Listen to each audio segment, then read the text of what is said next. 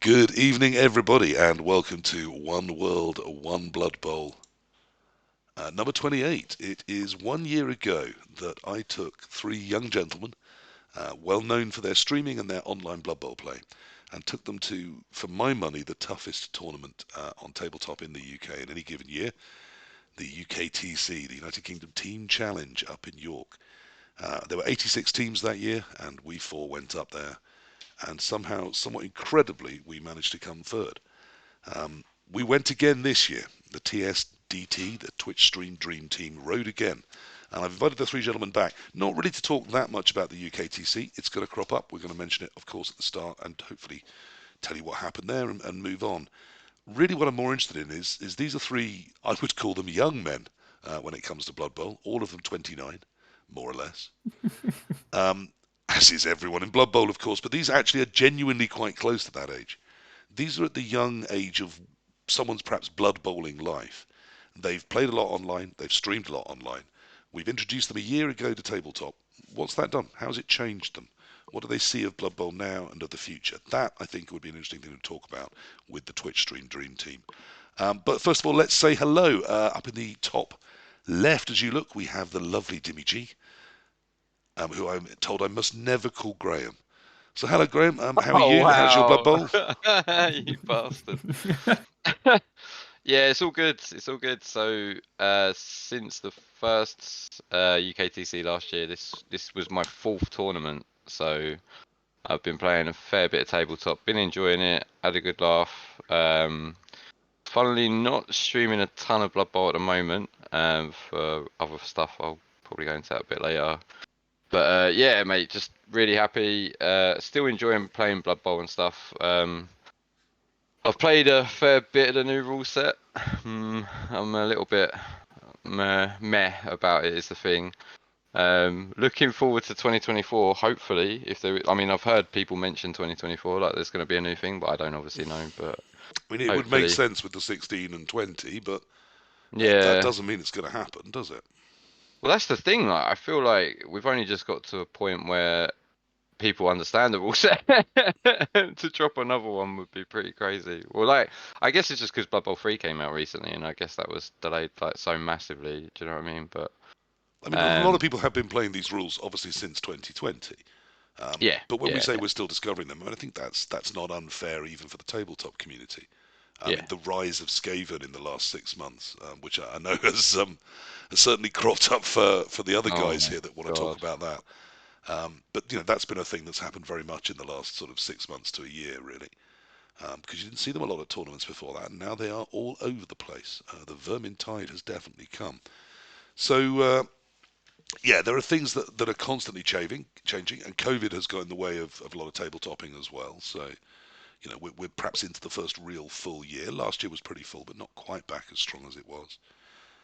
You've been to four tournaments. So what were the other ones? So two Oh wow. UKTCs, two others. Yeah, yeah. So I went to UKTC. Then I went to Davotational, Okay, which was in Derby in October. I had also the known as the worst. Bang Average Chicken Bowl. Yeah, bang average chicken bowl. And number I had two a is on, and there's a couple of spaces left. I happen to know. I'm booked to go. I'm quite excited about going to that. Yeah, I genuinely like I've got a issue with work and stuff, so like, I find it really hard to get the weekends free. So I tried to get a ticket to the second one. Well, I mean, I could have got a ticket, but I couldn't get a time off work, so unfortunately I can't go. So I would have loved to redeemed myself after my performance at the last one. So how was I that? had That was a your first tournament, solo, just you yeah, versus the world. it Was was was really that weird. different? Yeah, definitely, totally different. Like I needed someone to hold my hand. I missed Hancock, funnily enough, or just anyone like Calcium Kaz came like the first day, and then he left for whatever reason and stuff. But like that's what you mean. Like when you go by yourself, like it can be a bit daunting. Like I definitely enjoyed other tournaments where there's been someone that I know there, like that I can sort of like hold on hold on to and just but you know what I mean, someone to give me a cuddle when I lose and then look after me and make sure I don't lose my phone when I'm out. Or more likely laugh at you when you lose and point out they've just won. Yeah. I mean, who wouldn't want someone like that with them when they play Blood Bowl?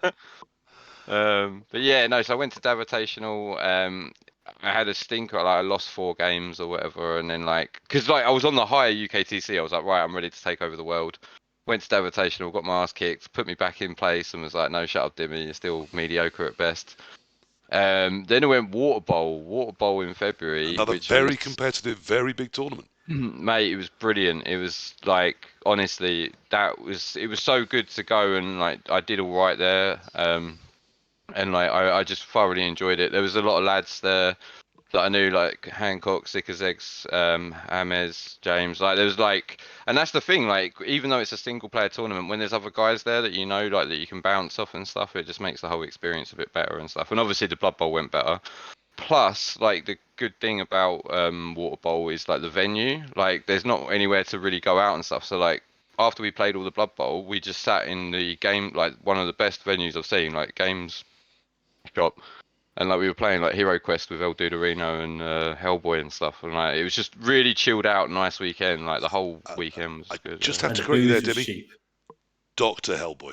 yeah. Sorry, sorry, He has Doctor changed. Hellboy. He has got himself a doctorate and changed all of his names, seemingly on NAF, on Twitch, no doubt with his parents. We must all now call him Doctor Hellboy.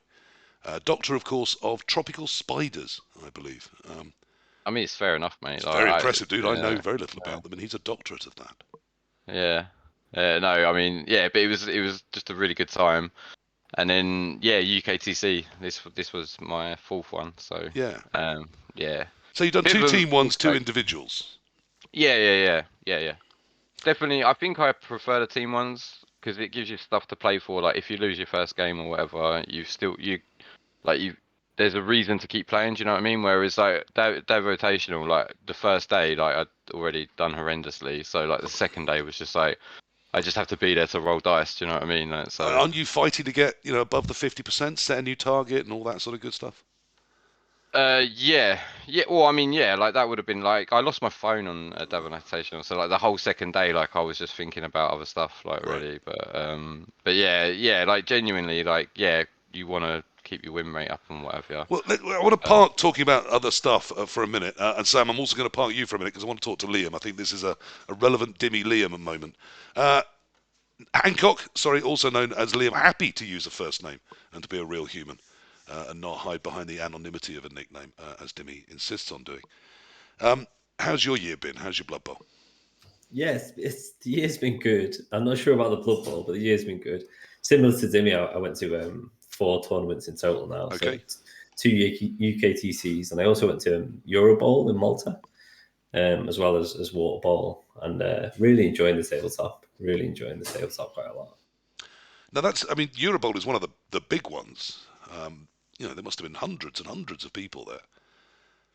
Yeah, there was quite a few. It was a good event, to be honest. It's like really well run and stuff.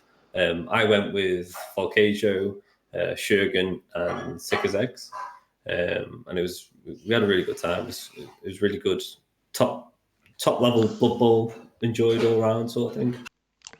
And how did you do? How was your Eurobowl? I think we came 11th, so we didn't do amazing, but we did pretty well considering. And that's the Euro Open, which is the non-nationals, or were you Yeah, the Euro declaring Open, the for non-national Andorra? squads. Yes, yeah, for Team Andorra. So 3 teams competitions and 1 singles. Any feelings on your preferences between those two? How are you? I don't know if I think I prefer singles. I think I can have more fun with singles, but I don't know whether that's just got because I play terrible when I'm on a team. I don't know. You did have another tough tournament at the UKTC, didn't you? I mean, as did Yeah, I. yeah. Um, I Rough day one. did warn The you all same as going last in. year. I do think it's the toughest field you'll find in the UK. Even at the down end of that tournament, you've got some very tough teams. Some top players from the best representatives of their league tend to come along to that. So there's no easy games there. It's fierce all the way. Do you mind that? Are you in for the crack of the tournament, or are you there to be competing up at the top end? I think I've changed a little bit. I used to feel like I was in for like competing at the top end and being sort of the best of the best, but I don't think I put in enough practice myself to be able to say that anymore. And I think I just go because I enjoy it. I enjoy the tabletop experience a lot more than like the online experience, to be honest. Now, I had a stereotype of the three of you before last year. My guess was that Dimmy, being somewhat of a house cat, would maybe enjoy a tabletop experience, but perhaps do one or two a year and largely stay cuddled up in front of the fire, where he can wear his shorts, where the fridge is never far away, and a cigarette is only one door distant. But you yourself, you travel for dirt biking, don't you? You're geared up to move about. I thought there's a man that could really get into the tournament scene. Is Yeah, that fair? Does it tempt you more? Do you think? Are you more that nature? it definitely tempts me more. The only thing I'm a little bit more over it now, but like I'm not the best socially a lot of the times. I got a really small social battery and it runs out quite quick and I'm done. So like after last UKTC, I was zonked out for a week. I didn't want to see anyone sort of thing. Yeah, yeah. And then I went to Malta and that was quite extreme almost because there's no safe haven at all. You're away, you're abroad. There's nowhere to run, nowhere to hide. It's a foreign country, almost literally. Yeah. But when water ball, and I had such a good time at water ball. We had a proper laugh. It was really chill, really nice, and that made me really excited for UKTC. And after UKTC, I sort of snapped decision of decided to go to NAFC as well. I can't help myself. So it looks like the bug is in there. Yeah, You're 100%. becoming a I'd love to go tabletop. to loads. Yeah. Excellent. Dimmy, am I right? Is it more the house cat, an occasional visit, but Well, mate, I would do it if it was cheaper, like, because I don't drive either, which is a bit of an issue. But yeah, Yeah. I'm coming from Hastings, and like the three tournaments I've been to York twice, I've been to Stockport, and I've been to Derby. So like, all of them cost a lot of money and all of them stuff like north of that. the wall? Yeah. Yeah, like with hotels and like eating and drinking and it's racking up a few pounds. I'm not gonna lie, I've spent a few quid. I mean, that does seem to be where there's a very, very active scene from the Midlands up to the north, I both bet, northeast and yeah. northwest. There's some thriving Blood Bowl up there. I mean, the Geordies play some fabulous Blood Bowl as well. I'd love to go up and play some up there.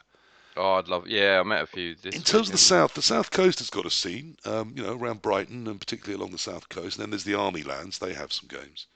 London did, but at the moment London's slightly fallen off. Tournaments are getting quite small, whereas everywhere else they seem to be filling up. In London, they're sort of maxing out at sort of 30 to 40 sometimes.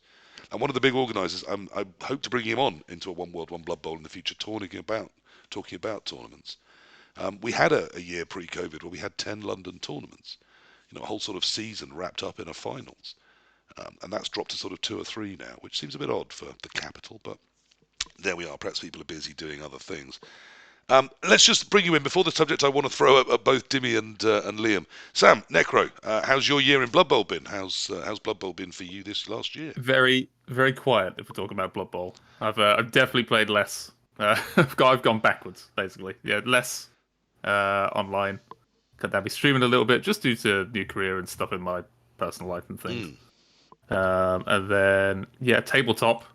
I've had a complete year break and then just straight back into UKTC. Not for not wanting to, but for not being able to match up and sync free time to be able to do so. Yeah, I mean, So, you've had some big life changes over the last 12 months, haven't you? Yeah. So that's hampered my Blood Bowl a little bit. But I wouldn't say I'm like disinterested or dissuaded by not regularly playing. But And yet we all take choices, and clearly yeah. you've prioritised obviously big things in your life, Yeah. but you haven't chosen to prioritise Blood Bowl. Is that? I mean, are you still in love with Blood Bowl? Are you not feeling it with the new rules? How's that all feeling for you? How's that I all like the new rules. I like new rules. I like new teams. I like change. I'm a fan of change for most things. We'll talk about other stuff later. But yeah, I think like most of the new rules are good in certain ways, but like that, there's always little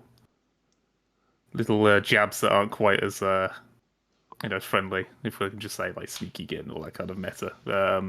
There's annoyances, and I think we all have them. But it's certainly the rule set has been putting me off. It's just personal stuff. And to be honest, I'm just looking to play a little more with the new rule set to actually figure out what what the hell is going on with it and what I want to do. But basically, you've played twice on tabletop now, then at two UKTCs, so you've had 12 tabletop games, all in what I would think of as the toughest crucible of tabletop play. How's it gone? I mean this year Yeah. well for me. Yeah. How'd it go this year? I went 3-3-0. personally came 18th overall, but our team came 18th overall as well, didn't we? So it was pretty Yeah, good performance no, by us no anyway. spoilers. Sorry Because about that. all the information is out there. It So is, it NecroGnome is. carried our team. He was our MVP. He was board one from the first game and all the way through. The first games obviously are random within the team, and then it is sorted based on your internal points. So after game one, he was our point leader, and he took board one position, and for all 6 games he played board one. So against the toughest opponents our opponents could throw at him. And he went 3 wins and 3 draws, having played no tabletop since the last UKTC. So there's learning for us all. Play less Blood Bowl and you'll play it better. Apparently so. I don't preach that, but it's probably better for some people, I guess. What is your secret? There is no secret. There is no secret whatsoever. Just get lucky, roll some dice. No, I don't know. I'm just comfortable with the teams I play. I think I prefer the res format rather than the format we have online and the CCL format. It's a completely different style of play, and it's one that I generally prefer because you're not so precious about. Because I was playing Lizards, like on CCL or whatever, you're precious to lose your player and all the SPP you built up, and it's a nightmare actually leveling them. On tabletop, I'll happily base something just for the one turn that it needs to be, and I don't care if it gets cast. It does. Yeah, if it It costs doesn't us matter. its If it doesn't- life, it's fine for the next game. So Exactly, don't care. It's like I'm a bit more crass with the players and just throw them into danger more often, and I think it pays off on tabletop a little more than it does in what we're talking CCL. about there is the change of risk profile from an online game, as you said, particularly anything that's a non-resurrection format. That risk of, yes, it may do this now, but what does it mean for me in the longer term? That's basically, cut, and hence that risk profile is very, very different on tabletop, isn't it? Yeah, all you're trying to do on tabletop is win the game, and that game in the moment. It doesn't matter about what's coming up next. So you just do what you think is right to get a better result. Yeah, Which I I see think is Hancock's better for me. nodding along as well. Have you seen that risk profile change in your head? Yeah, massively. Yeah, quite a lot. I think the only issue I had at this UKTC is I realised too late how key it was with orcs to just grab space. I was too happy in sort of CCL brain mode where like, oh, I can sit here, I can max blocks for a bit, and you can't. You've got to make that move quite quick. And Dimmy, when we first started talking, I said to you that I felt what would up your game in terms of the CCL, which was the Blood Bowl 2 sort of competition you were very focused on getting qualified for the Chalice in, was to play some resurrection format because it would alter how you looked at risk profiles and just give you a broader range of choices in certain moments in other formats. Because things you might do in a tabletop you wouldn't do in a CCL game. But there's that moment where actually you think, well, hang on, it's only a 3+, and it could win me the game. And in a CCL, you may back away from that, thinking it could also lose me that piece. But in Resurrection, you're like, well, that's worth the shot. Have you found that it's impacted on how you play other types of Blood Bowl?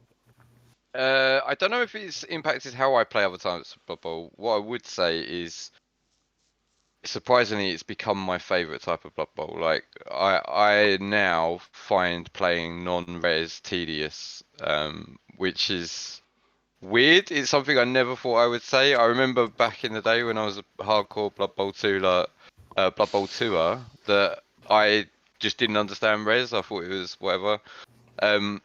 What I will say is it's a completely different game with the same rules and the same teams. Like it's mad. It is.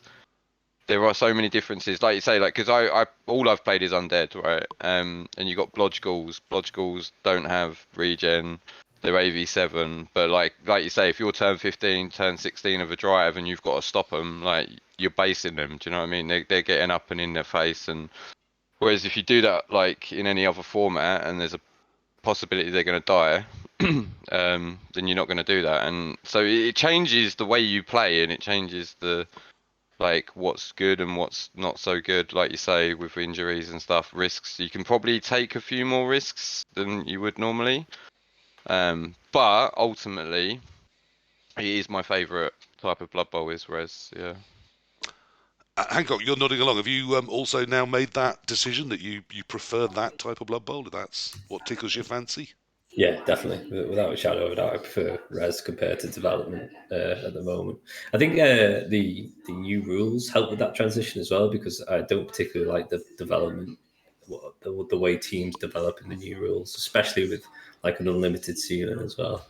Yes, I have a lot of concerns about that too, and I think we're going to end up with a lot of identikit teams built, to Yeah. perfection, because you can wait and buy exactly what you want. I think the new skill system needs the tension of seasons and those deadlines to force decisions, which will make Great. it a lot more interesting in terms of the teams we see develop. Sam, let's just bring you in on that. There is something I'm Mhm. parking. I want to desperately come back to. There's a whole other aspect of what happened up in York that I wanted to discuss. But let's just bring you in on this question. I've asked the two of them. Let's ask you. Resurrection Blood Bowl, has it taken your heart? Yeah, absolutely. It's just a more, if anything, it's just more casual. It's more fun. There's less stress. You're just in the moment playing the game at that point, rather than considering a whole other bunch of factors. And it just completely just changes the way you play. And I just find it more enjoyable just to get along with. It allows you to try like just more riskier plays, and just you can.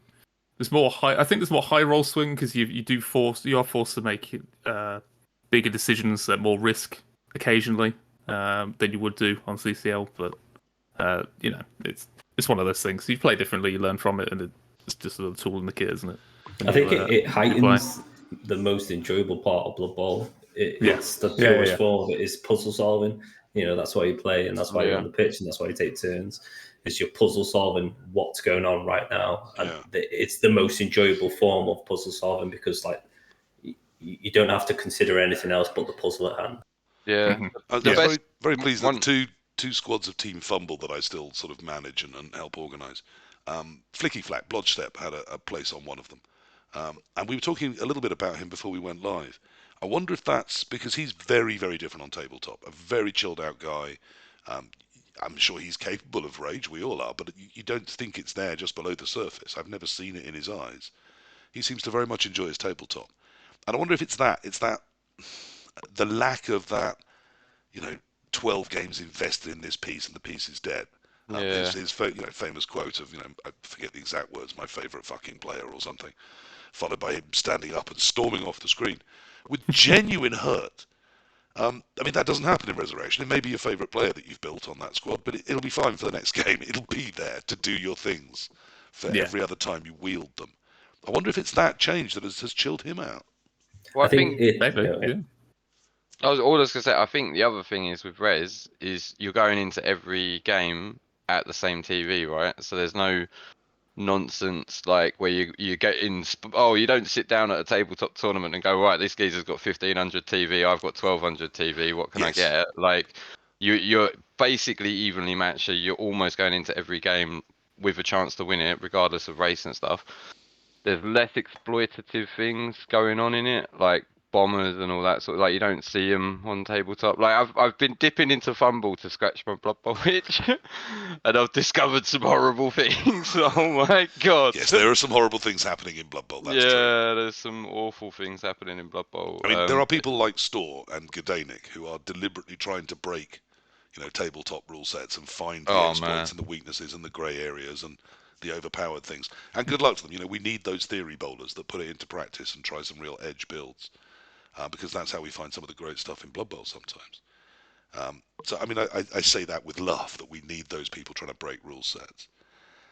Now, something else did happen up in York, and I do want to come to that. We were talking, we touched somewhere near to it. There's, as well as going to the tournament, there's the whole aspect of being at a tournament. There is the social life and the social aspect of it. And at this one particularly, we had some very different experiences. Now, talking about needing your Hancock there, Dimmy, the two of you Friday night had what I would call ideal Blood Bowl preparation. Is that fair? Yeah, very fair. I mean, I've been in training for it for 4 years. You can see on my Twitch channel all these 17 beers while playing Blood Bowl. It's all preparation for this tournament. So, Dimmy and I travelled up. We were picked up by the lovely Stuart Satterfield, who already had a Scuramezzo in the car, who, despite being only about 4 foot and ex-spherical, now incredibly thin, decided that the front seat was the place to be. So me and Dimmy crammed into the back. And we were, so the car was like that as we travelled up the motorway, although a bit like that because Satterfield is me and Dimmy put together. But we got there. We got to York and we met up with Gdanik and his party. He was hosting NicCon, Jim Con, which is obviously taking Nick's idea and making it his by changing nothing except the name, was also sort of ongoing, very on brand for Jimmy Fantastic. And lots of other non-players were actually hanging around. Throek, who didn't feel like playing this year but is part of the Team Fumble gang, was around, and he was enjoying his time up in York and just being with Blood Bowlers. They inveigled half of my team away. I got back to our digs, which, by the way, sent a lovely letter. We've got an excellent review from them, saying that if we want to go back to York, we'd be more than welcome because we so looked after the apartment and left it in such a great state. Did we? Well, I don't know how that happened, but it did, so that's interesting. I got back to the digs Friday night at about 1:30, nearly 2 o'clock. I'd had quite a few. I was a bit drunk, so I went to sleep and wasn't ideally prepared for my Blood Bowl the next morning. How did your twos Friday go? Yeah, it's good. Nice, I mean, nice and calm. Gdanik came from the other side of the planet, He and did. then Skuro came from Boston, like, and yeah, it went a bit mental. Let's be fair. Famir came down from Scotland. It did go a bit mental. It went a bit over the top, but I don't regret any of it. Not for a second. Yeah, it was a fantastic night out. We had a really good time. Brilliant. So many people you see the little text in chat of that you've never put a face to before, like properly anyway. And we just had a blast, man. We had a really good. We just no restrictions on what we were doing. There are some things I won't say because obviously the police may watch this stream, as at some point may Dimmy's partner or yours, Hancock. So let's leave some things unsaid. But it was quite messy. Ended about 4:04, something like that. I can't remember I have what no time it idea. ended. I have no idea. Yeah. How do you It think? wasn't that. No, it wasn't that late. It wasn't that late. To be fair, it wasn't that late. It certainly was when Throek rolled in. Oh no, we weren't with out Badger, with him. who was definitely playing the next day. He left at like 2. Yeah, we abandoned him, mate. He's bad. He was out with Mr. Joshua that night, wasn't he? Yes, what happens in York stays in York, and maybe that's for the best. Saturday night, did you go out and put a rager again? No, we had a quiet night in, didn't we, Jim? Oh mate, I was a mess. I didn't get off the sofa. I got back to the apartment, sat on the sofa, ate some fish and chips. It was just like, it's in bed by 11. Well, I finally fulfilled my lifetime's, last 5 years ambition of I went out and had one of those rolled up Yorkshire puddings with your meal inside it, and that was absolutely lovely. They are good. Saturday night we were out till about 1:30 having a drink with Fabia, and most of Team Fumble were there. But the Twitch stream dream team were nowhere to be found, sleeping away back home in the digs. Sam, you had a very quiet weekend, didn't you? Yeah, sure, mate. Yeah, to some degree. I mean, you worked on a Friday, and yeah, I was Chad.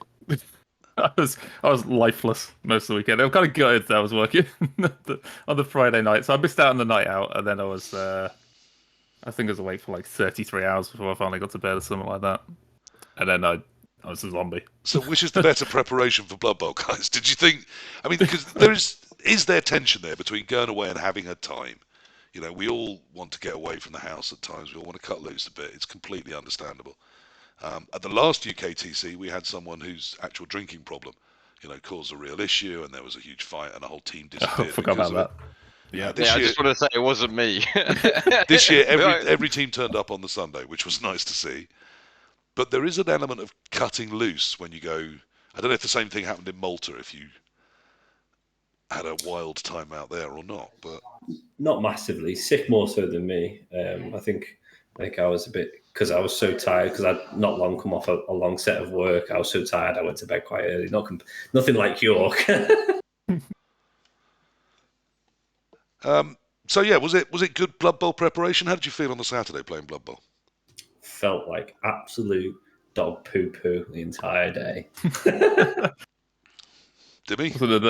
It was probably the worst hangover I've ever had, to be honest. But like the hangover just got even worse when I sat down and the guy was like, "Yeah, I'm playing Rats." No.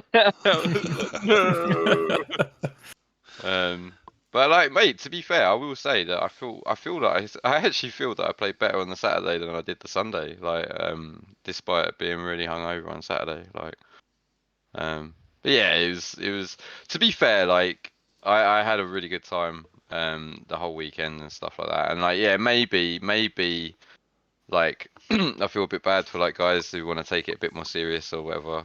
I mean, the Team like, Andorra came back to our pad on the Saturday after the games, didn't they? And they obviously were yeah, not going out that night. They were up at the top end of the leaderboard. They were obviously just gonna, go to bed early, get a power breakfast in, drink some fruit juices, a little bit of a workout, and then come in ready to choke massively as they did on the final day. oh wow. It was quite noticeable when we were all heading out. They were very much sat, not going anywhere. Yeah. They do like to try hard, that lot. They're very much into their their aggressive Blood Bowl play. But there is that joy between it's a lads' weekend away and it's also playing the Blood Bowl. Yeah. Did we get the mix right? I mean, I thought we had a cracker at both. We came 18th out of 86 teams. I think that's. I will say, like, I went 2-0-1 on day one, like, and there's no way I would have won that game even if I'd gone to bed at 8 o'clock in the evening and like did 15. Well, I don't know. If I was a really, really good boy, there's no way I would have won that game one anyway. And you can't get better than 2 wins in the other 2 games, can you? So like, it is what it is. But yeah, I probably could have been a bit more like conversation with my opponents and stuff. Instead of just not being quite like, so reeking. I think it's a balance, right? It's one of them. Like Friday night, maybe we could have gone a bit softer, and you sort of you play the Saturday. However you do on the Saturday, sort of dictates your Saturday night really. If you've had a great day and you can play for the top 3 spots, and you're not going to go out and get absolutely bladdered, are you? You're gonna try because we're all competitive. That's why we play the game together. You know what I mean? So yeah. My suggestion would be book a hotel on the Sunday night and go out Sunday night and get wrecked, and then come back on the Monday. Like that would be probably the better way. Kind of the tension's all gone from it, isn't it? Yeah, true. Actually, yeah. I don't know. I think that would be. We did do once. We had a group of 4 of us, half of Team Fumble, went and did an escape room the next morning. But that was after a one-day tournament, the Light in the Dark that Mark ran, and that was fantastic. The 4 of us really got into that, but it was a different sort of group activity. Yeah. Sort of trying to hold it together for a night out. I'm not so sure. There's that feeling of hand rest now at the end of a tournament. Yeah. Did you all stay till the end? I sort of lost track of everyone except Dimmy, who was leaving with me. Did you watch all the ceremonies and the awards handed out? Is that? I saw the French national anthem. It felt like it never ended. It did get one of it. Luckily, I was stood behind Gdanik and the guy popped the champagne. He popped the champagne and like Nick just got like done from head to toe, and I was just perfectly dry behind him. It's brilliant. I mean, I try and always stay for that, but it's so difficult when you're trying to break away and get miles to where you will be resting that night. Yeah. What's your standout memories then of the whole tournament? I mean, what's staying with you now a week later? The people, the night outs, the social side of it. Not really the Blood Bowl, if I'm honest. There's only one turn that maybe stayed with me for the weekend, but that's because I was really, really stupidly looking. It was quite funny. I mean, talking about the Blood Bowl, I mean, I had a very difficult. I got 6 points. Dimmy and Hancock got 7, and then obviously Necro got 9 points. So I got 1-4-1, 1 win, 1 loss, and 4 draws. I come away thinking I was incredibly lucky. Actually, some of the dice I had, 2 of those draws were, last second snatched draws from what should have been wins for the opponent. The loss was a loss from turn 2. It was a blitz 1 space over the line. And, I never saw the ball. I never touched the ball that game. The win, I was quite lucky to get that win. I think we can all admit to that. And only one of the draws was I really looking like I could ever get close to a win on. So I actually feel my sort of point result was decent given what I faced. And I thought the team did really well as well. But yeah, I come away thinking about the Yorkshire pudding. Now maybe that's just me, but it's the socialness, it's the camaraderie, it's having a laugh with it, isn't it? That's what I love about the UKTC. It's moved its date. So the new one, the tickets are on sale. If this sounds like something you'd like to do, you can put a team of 4 people together. And the new date is going to be the first weekend in August for 2024. Are you guys feeling like you'd go again, or what are you thinking? I can't do that. I can't do that date. It's just a no-go for me, unfortunately, which is gutting. Necro, are you looking to do more Blood Bowl, or is that your tabletop adventure done, or what do you Looking think? to do more. I'll happily do more. That date is it's all right for me, I think. But I know it clashes with some other tournaments in the same month, doesn't it? Yeah, Thrud Bowl has It's always the had that same as its weekend. traditional weekend. Yeah, so that's you might see a drop in Hmm. players a little bit, but we'll have to wait and see on I that. mean, it's But what yeah, I was down. I've been trying to But, get to Thrud Bowl for about 5 years, and they just always right. happens to clash with the family holiday. So I'm pretty bleak about where the You, UKTC's moved. so you're bleak about both instead now. Well, yes, because they're Yeah. both on the same weekend as Yeah, well, well. yeah. It's yeah. I mean, I'd prioritize UKTC over Thread Bowl. But, Presumably, Thrud will move, but yeah. I don't know. They may feel they have to. They may not. I don't know how much crossover between the two there is. So we'll see. Talking about the current rule sets, what have we learnt from adding tabletop in terms of the new rules and where we're going with it, and Blood Bowl 3 and the new horizon of Blood Bowl we face? Dimmy's been talking about fumble, something I never thought I would hear him say. So Dimmy, what's leading to that? Why not Blood Bowl 3? You're playing tabletop with that rule set. They've built a client for you with that rule set. Yeah. I just don't. At the moment, I don't find Blood Bowl 3 fun at all in the slightest. It's just not fun to play. It's like the thing is what Blood Bowl 2 always had over Fumble was like the beautiful graphics and all that, and like the community and being active and stuff like that. Like Blood Bowl 3, I don't find it very nice to look at. I find it clunky to play, and it's not a complete game. It's only got 10 races, 12 races in it, whatever. So why would I not play Fumble? Like the UI in Fumble is actually really, despite me making my first Fumble misclick today, the UI is brilliant to use. Like the one thing I will say about Fumble is that making a team and entering a competition could be easier. But once you actually get into the game, like it's fine. It's really easy to play and stuff like that. And like it's a complete game. Like I'm really struggling with the new injury table. I'm really struggling with the multiple rerolls per turn, and I'm really struggling with the development, like the way the teams develop. So like I'm a bit bummed out on Blood Bowl, and I guess that goes back to my first thing where saying like I'm loving Res at the moment. I'm finding Res so much better because it cuts all of the stuff that I don't like out of Blood Bowl, you know. So Yeah. there's that. And Blood Bowl 2, dead to you, or? I played. Well, I actually joined the league, funnily enough, for the first time in like years. So I'm in the IR or ERA league, or I don't know how to pronounce it. It's EIRE, however you pronounce that. Era, I think. They're our neighbouring country, Dimmy. I know, mate. I know, but it's just why can't they come up?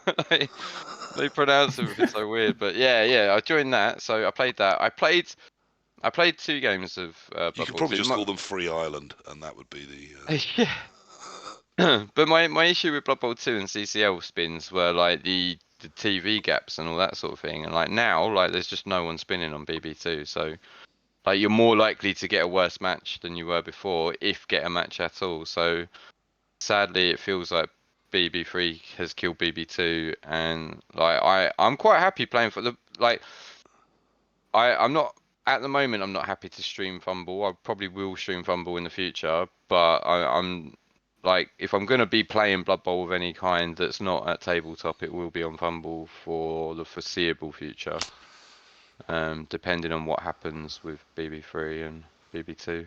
Wow, what words I genuinely never thought I would hear from you, Dimmy.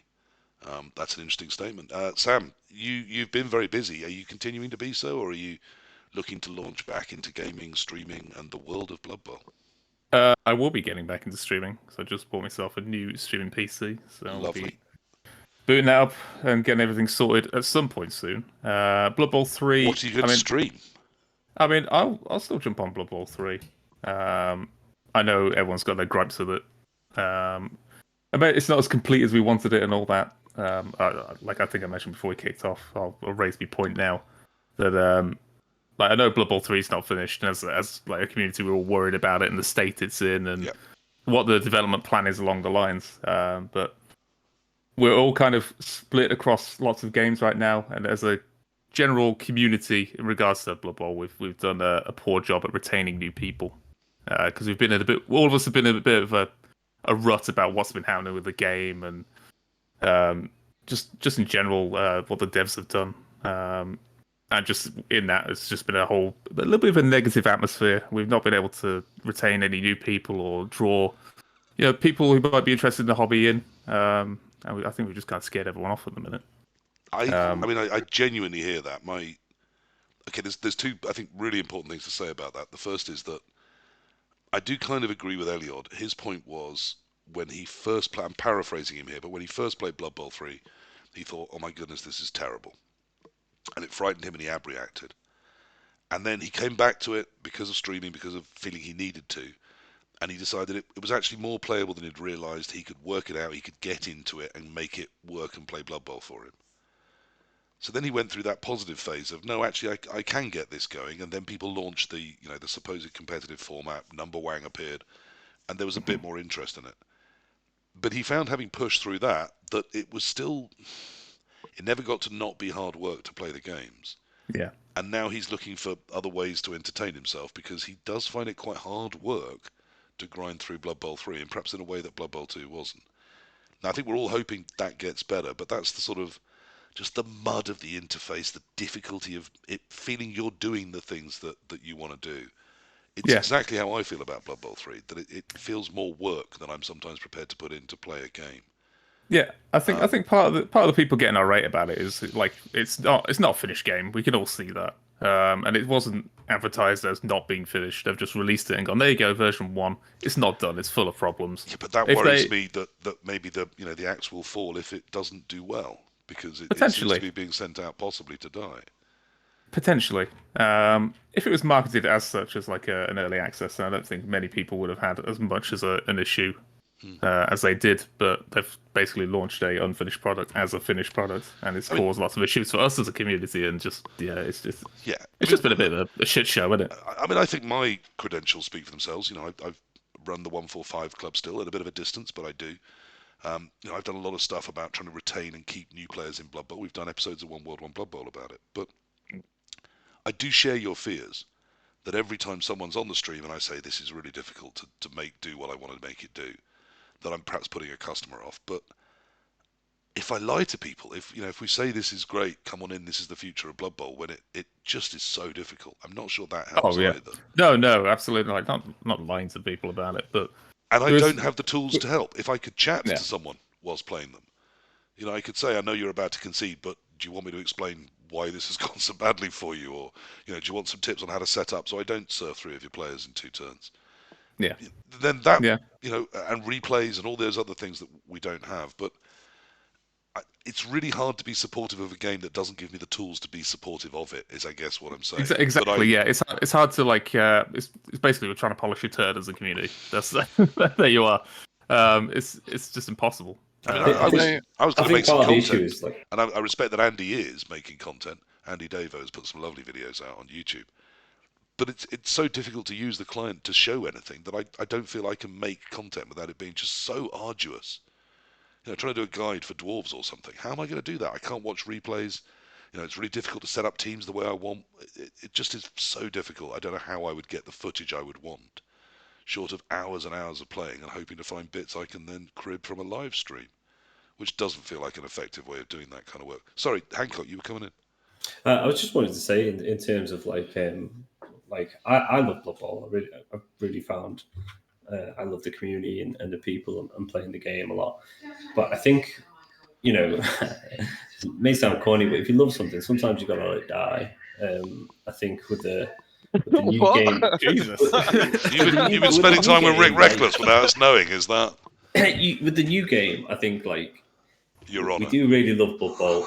And if it's not a good enough product, we shouldn't be playing it. Simple as that. If it's not good enough for us as a community, then we've just got to let it snuff it at the end of the day and hope that either someone else picks it up or they pull the finger out their arse and get it sorted. Do you know what the saddest bit about it is for me? Is we've all met through Blood Bowl 2, right? We wouldn't be here without Blood Bowl 2. I've had like amazing weekends with all of you. Like what I would consider actual friends, like all three of you, and even more people that we met there and all that sort of thing. And honestly, if Blood Bowl 3 was the game that was out when at that time, I don't think none of this Yes. would even have happened. Like, I don't think any Yeah. of us would have met. I don't think any of us would have gone to tabletop. Like, Blood Bowl 2 is the reason that I ever went to a tabletop in the first place. Do you know what I mean? And I think if it was Blood Bowl 3, then I never would have gone, and Wow. that whole thing would have been completely different. That's an incredibly moving thing to say to me, but you did say at the start of it that, friends like us, or even more so the people you met up there, which I took quite hard. Blood Bowl 2 had its flaws, didn't it? It was a bad game. It was a bad implementation of the rule set. They randomly changed some things, gave catchers more armor, made ogres 10k different in price. I always forget if that's more or less, but they changed that. And there's notable bugs and things missing and cheapening, like everyone with a chainsaw is the same figure. But it did seem to sort of hang together in a way that Blood Bowl 3 just isn't yet. You're persisting with it, aren't you, Hancock? Haven't I seen you playing some Blood Bowl 2 still? A little bit. In terms of compared to last year, my amount of streaming has dropped drastically. I don't stream anywhere near as much, so like life gets in the way, sort of thing. But yeah, I'm hanging in there a little bit. I think it's even for me, it's starting to die at the moment. I'm trying, but the amount of games you're able to get and stuff is dropping. The quality of the opposition. I think my Blood Bowl has suffered because of the lack of opposition. I don't think I'm as good as I was maybe 6 months ago, 8 months ago, sort of thing. I mean, if you're still active on that ladder, I genuinely haven't looked since the turn of the season when I, almost by accident, I was just playing my Blood Bowl 2 teams because on Blood Bowl 3 you don't get to the end of a game so often. And the Dwarves died and the High Elves died, but my Dark Elves sort of didn't, so I kept banging a few games in on them. I didn't play them at all in like the last sort of 5 or 6 days. And they qualified in 5th place, but it was Artemis was one of the ones above them who didn't take his ticket, of course, so I got offered a ticket, so I put them into the Chalice, but I haven't made a new team this season. I haven't looked at any of the things going on there. Is it busy? Are the Russians still playing? Are the Europeans playing? Is it? When you look at the leaderboard, there's only usually the first page should just be all like names you recognise, but at the moment it's pretty much like Ducky, me, one other person, and the other names you don't really see. To be honest, you've not seen before. I think the Chalice that we're playing now is probably the last proper Chalice. I think it was the one before that. Yeah, they've cut it to 32 already, haven't they? So we're certainly not going to see them at the same size anymore. It's a shame you say that. I'm about to get eliminated by Mr. Page's enormous killer claw pom with 5 tackle team. He's worked out that because he doesn't know how to deal with elves, if he just puts tackle on every killer, they'll sort of deal with themselves. I'll still put money on your PC, don't worry. Oh, I've got a reasonable. It's tomorrow actually, but I wouldn't put money on me. I mean, you've got a shot. It's Blood Bowl, but I wouldn't put money on me. Okay, so that's really negative. Blood Bowl 2 is dying and dead. We predicted that it would be pretty quickly abandoned. The leagues are still there, so it's still getting good numbers because the leagues have nowhere to go. They can't come to Blood Bowl 3 because it doesn't have league tools for them still, and because it doesn't have enough races to satisfy their clientele yet. But it looks like Blood Bowl 2 as a sort of open experience seems to be maybe struggling for us. Yeah. And Blood Bowl 3 isn't grabbing any of us by the nads and saying, come play me? No, I'm refusing to get it, just on like moral principle, basically. Can you not remember like playing Blood Bowl 2 for the first time and how great it was and how you were like, I want to get better at this. I want to be the best player alive. No. Like I'm going to say no, Dim. No. That's not how I felt at all. But I loaded up the game, played about 3 games, got called a shitter, and then I closed it again for about 6 months. Sorry about that, Sam. Yeah. I loaded up the game and thought, like oh my that. god, this is so much less easy to use than Fumble. Why hasn't it got an intuitive system? Why can't I see the whole field? The funny thing is, you probably won 3-0 whilst being called a shitter, right? Yeah, pretty much, yeah. I missed the in-game chat. What do you mean? You think that 6 ways of doing that? And for those listening, obviously, that's the problem with the ways that you communicate in Blood Bowl 3. They're all visual. Your coach can cut his throat or do some rah-rahs, and that's it. You can taunt or celebrate. But you can't actually speak to people in Blood Bowl 3, which I find a huge limiter. We talked after the last UKTC, just to talk about talking, we talked about chat game. Anyone feel they've developed a good chat game over the last year, having seen that it is part of how people play, No. or at least Me, no. chat barriers? In person, do you mean? Not Yeah. really, no. When you're facing someone opposite the board, are you thinking, how do I get in their heads? A little bit sometimes. You say if you don't particularly, if you've not taken an instant fondness to the person, shall we say, you might say things at key moments if you're so inclined. But for the most part, people are nice, aren't they? So you're just nice back. Well, I don't know who Yeah. taught you that, Liam. That's a terrible thing to admit and say. Well, what an awful and evil tutor you must have had in the dark arts of Tabletop Blood Bowl. Dimmy, timings. How this year? Oh. Were you on it? Were you thinking clock at all times? I didn't have an issue with time at all. And one of my biggest tips for tabletop, actually, like for anyone who's new and has played Blood Bowl before but is going, is like, honestly, first 4 turns, just bang them out. Like, you know what you're doing, just secure the ball, like be protective, make your block. There's no reason to like take too much time, I don't think. Like, you just bang through it, give yourself a nice bit of time, like a window. Massive tip is turn up to your game on time as well. That might help. But yeah, like honestly, like I can sit there and I think when I first started playing tabletop, I was just overthinking everything. Like online, I know what I'm doing, I know where I'm going, and it's just because the board looks different to me in person than it does on a computer screen. So like what I've started to realize now is like it's the same thing. Do you know what I mean? So like I know what my shape should look like. I know where roughly my players should be. Just get them in there, and then give yourself a bit more time to think about the important turns. Like the important turns are 5, 6, and 7, or 6, 7, 8, 9, 9, Nice. 6, 7, 8. You know what I mean? Like the final, 9 is killer. you just want to push forwards, like softly, push forward, make your blocks. Don't expose anything that's too valuable that you can't lose. And then obviously 5, 6, 7, or 6, 7, 8. Sorry. You take your time and you think about it and whatever. And then yeah, I had no issue. I think the longest game, we still had 5 minutes left, but the game was already over at that point. Do you know what I mean? Like it was already done. So if we ran out of time, like it wouldn't have mattered. It wouldn't have changed the result anyway. So How long were the rounds each? I can't remember. How long was each 2 game? hours, Hours, 2.5 hours. 2.5 yeah. hours. UKTC is quite Oh, generous. all right. Usually it's I 2:15. did look at the most- clock once. Like yeah, most for- tournaments are 2:15, but this is 2.5.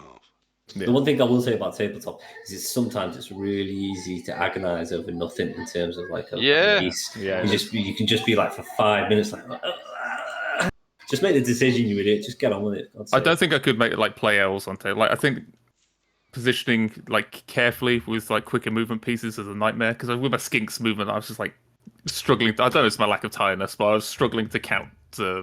Yeah, I 9. can't count Like- to 9. Do you feel there's more, despite there being so much time in the game, twice as long as there is online, if not more? Do you still feel there's more time pressure in some ways, that it's more relentless?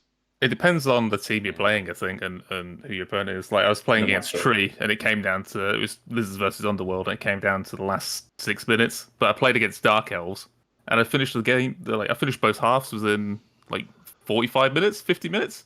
Like I was literally playing Blitz Pit for like my third game. It was nuts. Well, let's talk briefly about that. We did roll into the Hey Listen podcast for one of our rounds at the UKTC this year. They pulled a power move.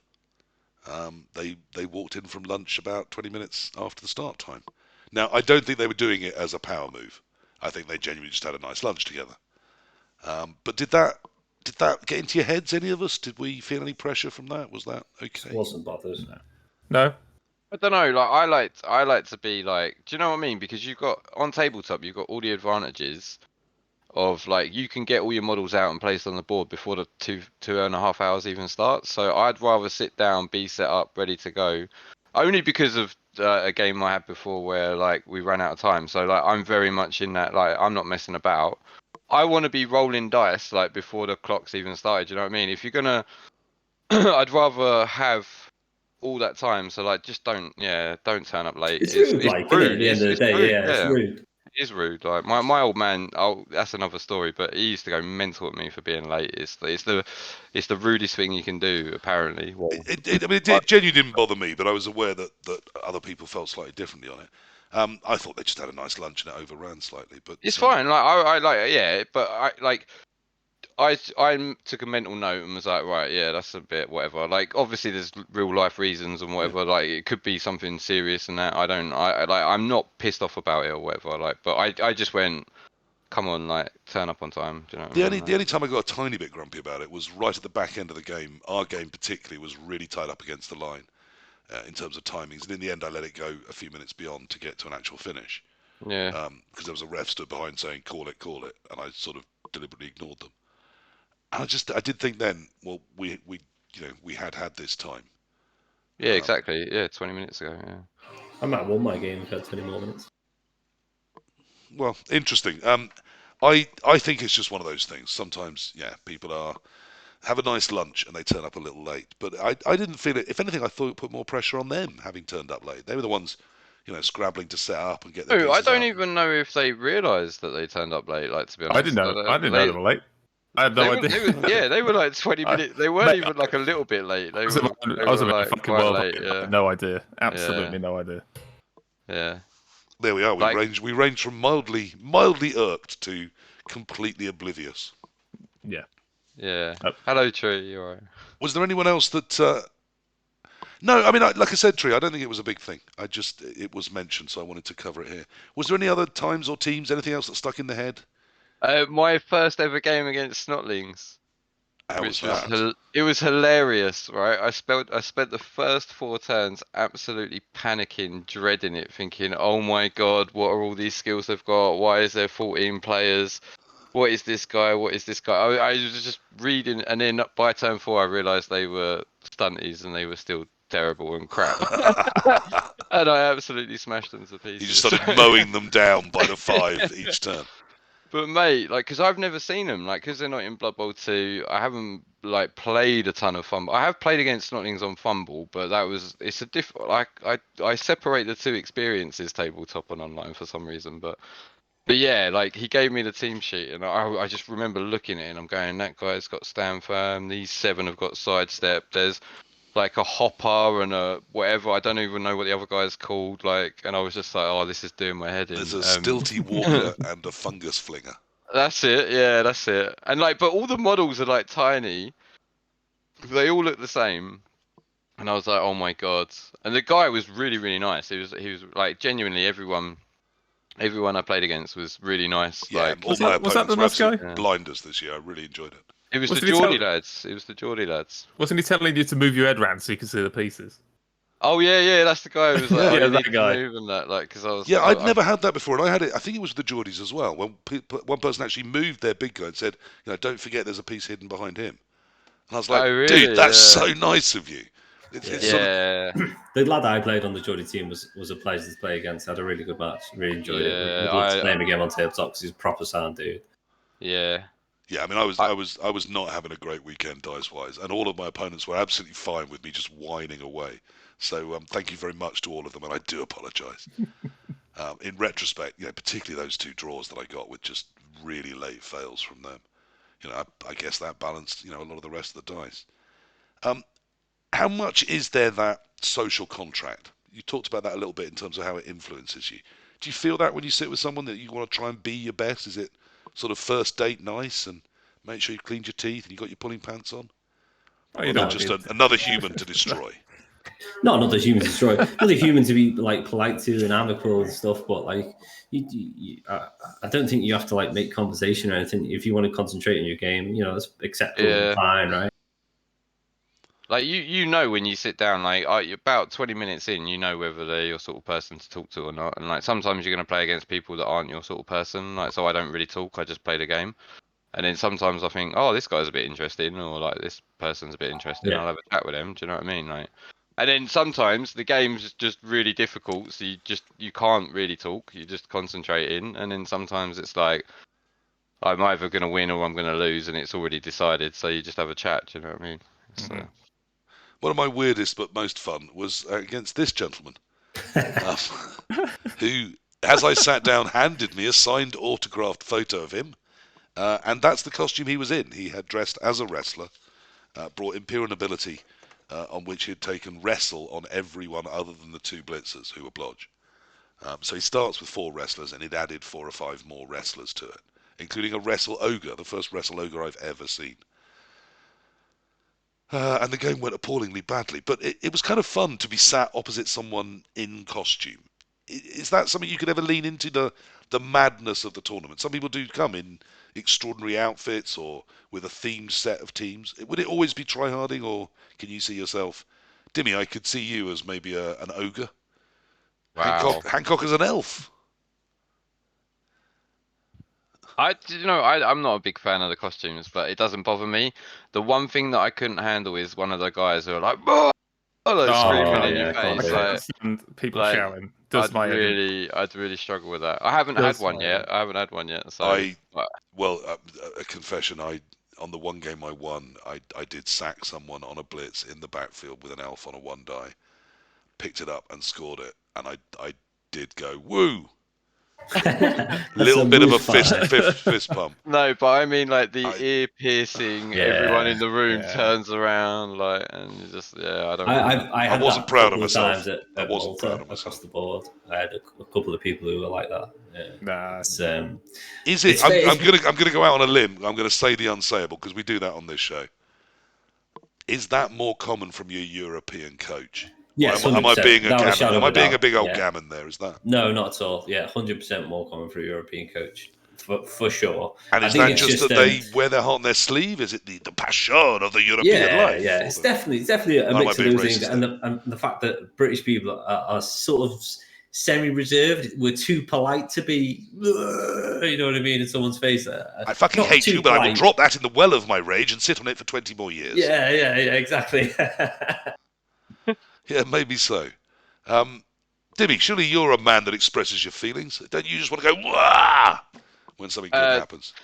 I did at Water Bowl, funnily enough. Like, do you know what? I really like having a beer and playing Blood Bowl, but Saturday I was too hungover, and then Sunday I had a couple of beers. Like, Blood Bowl's always better after like 2 beers, and then after 2 beers I get a little bit more like woo, a little bit more way, but I'm nowhere near like screaming in your face levels of like whatever. But It's a common, like, I've seen it twice now. On day 2, Dimmy gets to about, he's like halfway through his second match of the day generally, and he has a pint, and then he has another pint, and then he's an asshole for the rest of the day. He's having a great time. He's laughing at everyone. He's laughing at himself. He's a complete bastard to be around, but he's having a great time. yeah, they're the ones that I find the most fun. That day 2 after. Yeah. Is that the secret, Dimmy? I don't know if it's a secret. The right beers at the right times. There's many people that says that without beer, Blood Bowl tournaments are not worth doing. Yeah, I get it. Like the first time, I was just so nervous that I didn't want to drink, just because I didn't really know how I'd be. Like, and then I didn't. There wasn't anywhere to drink at Davo Invitational. I don't remember. I think maybe you could buy beers there or not, but I don't remember seeing anyone drinking. I wasn't drinking anyway. But then Water Bowl, I didn't drink on day 1. It was only day 2 that I had a beer, and I had a really tough game against a really nice guy, but I was a bit woo, a little bit weight by that point, and I was screaming 5-me and slamming my dice cup on the table, and it was a lot of fun. Yeah, it was a lot of fun. I'm going to randomly segue just because you've triggered me, Dimmy. I brought up a whole selection of stuff to lend out, as well as 4 different teams. The only one of which that got broken. I think they were playing it like Sabutio and flicking them. I'm not going to name who did it, but I think they were flicking my zombies. And maybe flacking them. But every other team came back whole and entire, and that could be glued. That's a solvable problem. I do remember the 7-player broke some of my Khemri last year. So perhaps he secretly hates me. Who knows? But I also brought up some dice cups, some trays, and some things to lend out, some metal balls and stuff. None of them went. You've all got your own gear. Or at least as much of the gear as you felt you needed to have. So a year ago, I wrote a huge, great forum channel full of nonsense about what you might or might not want to bring and have or not have. What has stuck? What is, in your advice, to an online player seeking to pop their cherry as you've done, launch out upon the world of tabletop and join these 3 smiling, aspirational figures, I'm going to say, only because some people won't be able to see the video, so it'll work on Spotify. What advice would you give them? What should they get? What should they do? What should they have? What are the bits that you've enjoyed having? Because it's also going to help me with talking about next week's show. Block dice, D6, D8, D16, dice cup, and a cheat sheet. Cheat sheet cheat sheet is a must with the kickoff events, the weather. And a pot of glue. I always take a pot of glue. I didn't take a pot of glue to this one, and I snapped my white in half. Is that so? Until the bar opens, you can just have a half. Yeah. I borrowed some glue off Rage in '82. And then I went back. I was like, it smells great. Oh yeah, that's a good question in chat, Dimmy. How did you get your cheat sheet? Oh, I got yeah. Oh, it's one of the funniest moments of the weekend. I'm not going to repeat it, but Oh, come on. no. But yeah, I got it off my first opponent was a German guy, really nice bloke, Yudel. And yeah, he just gave that's the other thing. I need to start bringing gifts for other people. Like I had so many opponents go, oh, you can have this, Yeah. and then you just sit there and go, cheers, cheers, Yeah, thanks. And it's I had one really nice guy from London gave me a load of dice and stuff, and then and I was just like, yeah, I haven't got anything for you, mate. In the past, I've always organised either dice for the team or something like that. Last year I didn't. I figured just our famous presence was enough of a gift to anyone facing us. And this year I haven't done the same. But also this year I've run out of my own personal dice, which I used to give out at tournaments. So I desperately need to get some more done. Talking of nice stuff we were given, the lovely Germans we played first, our first loss as a team, gave me this, which is a weather marker. It's so good. Isn't it so just the German. loveliest thing ever? I'm it's just such a beautiful piece of engineering. It's the one thing I don't have. I've been looking for like a dice to mark the weather and things. I always write it on my little notepad because there's been times in the past where every time I rolled a GFI, the coach said, "No, it is 3+." And then when they were rolling them, I sort of would forget. And I don't know that they didn't cheat a little bit. But so I thought I need a weather marker. And these, obviously, if there's no weather, you leave them down. And if not anything, you can just slot it in the other one and then display whatever the weather is. They're just beautiful. Two little lovely metal coins. And now a key part of my collection. It's really efficient, yeah. So really efficient. Wow. Okay, so so at least we're not leaning into national stereotypes there. Beautifully engineered and really efficient. Yes, they are doing a fantastic thing. Of course they are. They are German. Yeah. So I got a nice little thing to take away, but I also missed not giving things out. What was your best booty? Mine was the weather markers. Then we got cheat sheet. Yeah, really the cheat sheet was the best. Yeah. I didn't have a cheat sheet for this tournament either, and it was so perfect that I played him game one and he gave it to me because I used it. It's got all the kickoff events, all the prayers to Nuffle. They tilt me so much, but yeah, I use the BB Coacher system, but it's only on Android. Turns out it's not on the iPhone, so iPhone fashion victims can't get it. Yeah, I just like the cheat sheet because it's there and you just look at him and flip it over and fair enough. Perfect. Yeah. Hancock, what's your best booty from the UKTC?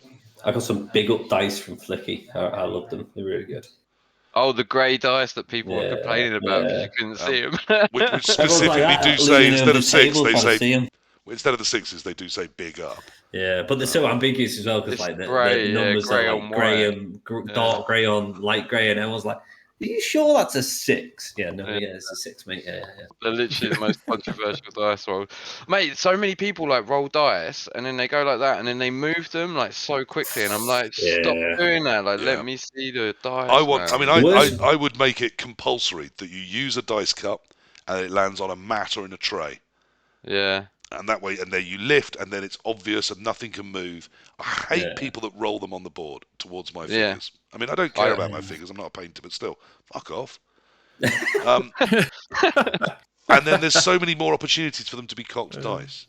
My pet peeve is the hand rollers that don't shake, and it's just pretty plop. much just that. It's a plop. It's the plop. even that, but it's the plop. And then you look, and it's a 5 and a 6, and then you just think, I mean, probably that's fine, but I do know some close-up magicians that could do that and have whatever dice they wanted. So you just don't know. Hence, make it compulsory, You should be able to shoot anyone in the face that doesn't use a dice cup and a I dice agree. pad. I can go. I will sign that petition. Entirely reasonable. Necro, what's your favourite piece of booty from the UKTC? What would you not live without? I got given things. I don't remember, honestly.